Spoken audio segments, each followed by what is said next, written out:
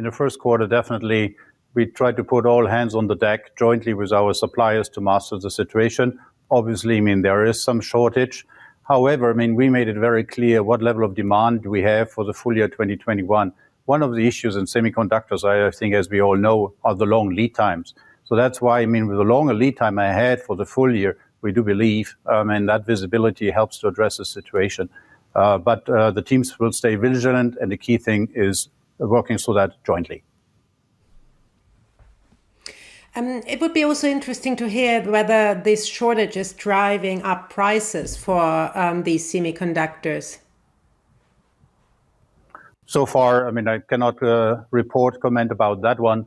Obviously, there is a competition ongoing who gets what. But as I said before, we're doing that in a constructive fashion, with our suppliers. And again, this sits sometimes at the tier 2 or tier 3 level. So we're not in direct contact with them. So the contractual relationship is with our tier 1 suppliers in majority of the cases. So your numbers were better than expected for the last quarter and for the last year. Going into 2021, would you say this year will be a lot better than last year, given that we are seeing some progress in the vaccination?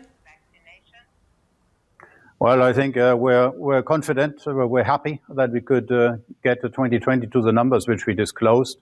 You could see today our guidance on the passenger cars business for 8 to 10% margin. I think that's a pretty decent step up. But based on the performance we did in 2020, a strong market demand, a very strong product portfolio we have at the start for 2021, and a good level of demand for these products, combined with a good level of cost discipline, we believe we can get here to this. However, all in all, this is under the assumption that we don't see another material setback from COVID-19 in the course of 2021. That's an important assumption, which please take note of. The Chinese market was of utmost importance for your sales, picking up very strongly in the fourth quarter. But how is the US doing, and how did this market start into the new year? Well, also in the US, we saw a significant impact in 2020. You could see it, but then, overall, in the last quarter, pretty good recovery. And that's how we see the demand also going into 2021.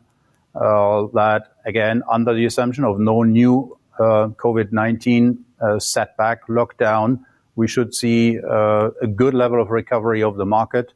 We're talking to people in industry, in the financial markets. I think actually they expect a pretty strong 2021 in terms of the recovery of the US economy, which next to the strong product substance, should be good.